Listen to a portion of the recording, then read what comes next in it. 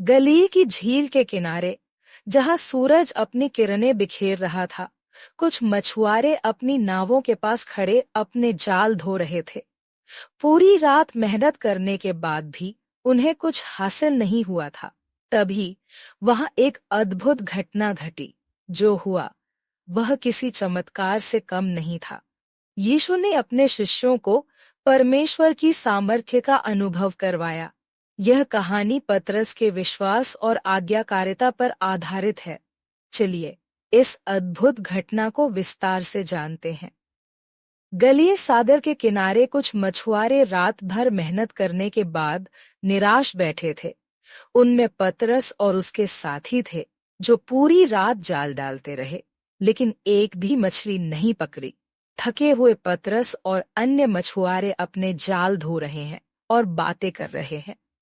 पूरी रात परिश्रम किया, लेकिन कुछ भी हाथ नहीं लगा। आज का दिन बड़ा कठिन रहा। तभी यीशु पास आते हैं और भीड़ उनके चारों ओर इकट्ठी हो जाती है। भीड़ बढ़ने लगती है। यीशु पानी के पास खड़े हैं और यीशु ने कहा, पतरस, मैं तुम्हारी नाव का उपयोग कर सकता हूँ। क्या मैं तुम्हारी नाव से लोगों को शिक्षा दे सकता हूँ? पतरस सिर हिलाकर सहमति देता है और यीशु नाव में बैठकर लोगों को शिक्षा देने लगते हैं। यीशु उपदेश समाप्त करते हैं और पतरस की ओर देखते हैं। पतरस, अब अपनी नाव गहरे पानी में ले जाओ और जाल डालो। पतरस चौंकता है और थोड़ा असमंजस में पड़ जाता है और कहता है, गुरु, हमने सारी रात परिश्रम किया, लेकिन कुछ नहीं मिला। लेकिन यदि आप कहते हैं तो मैं जाल डालूंगा। पतरस अपने साथियों की ओर देखता है और नाव गहरे पानी में ले जाता है। पतरस और उसके साथी भारी जाल उठाकर गहरे पानी में डालते हैं। कुछ क्षणों बाद अचानक जाल भारी लगने लगता है। वह कुछ अद्भुत होने लगा। हलचल बढ़ती है। मछुआरे आश्चर्यचकित होते हैं। कहने लगे, देखो, जाल में ढेर सारी मछलियां आ गई हैं। अरे, यह जाल तो फटने ही वाला है। जल्दी दूसरी नाव बुलाओ। मछुआरे हड़बड़ाकर दूसरी नाव को संकेत देते हैं।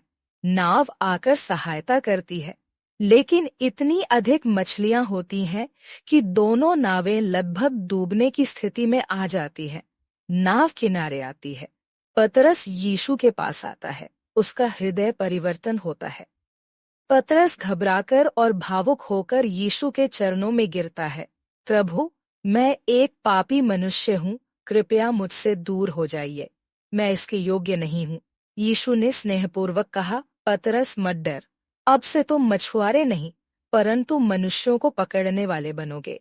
आओ, मेरे पीछे आओ। पतरस, याकूब और यूहन्ना अपने जाल छोड़ते हैं। उस दिन पतरस और उसके साथी याकूब और यूहन्ना ने अपनी नावें, अपने जाल और अपना पुराना जीवन छोड़ दिया। वे यीशु के पीछे हो लिए, क्योंकि उन्होंने समझ लिया था कि वे अब केवल मछलियां नहीं, बल्कि लोगों को परमेश्वर के राज्य में लाने वाले होंगे। यीशु ने पतरस को केवल मछलियों का चमत्कार नहीं दिखाया, बल्कि उसे एक बड़ा उद्देश्य दिया, परमेश्वर के राज्य के लिए कार्य करने का बुलावा। यह कहानी हमें सिखाती है कि जब हम यीशु की आज्ञा का पालन करते हैं, तो वह हमारी आवश्यकताओं को पूरा करता है और हमें एक नया जीवन देता है। धन्यवाद। बाइबल की अधिक प्रेरणादायक और सच्ची कहानियों के लिए हमारे चैनल को सब्सक्राइब करें और इस वीडियो को लाइक शेयर करें। मिलते हैं एक और कहानी में।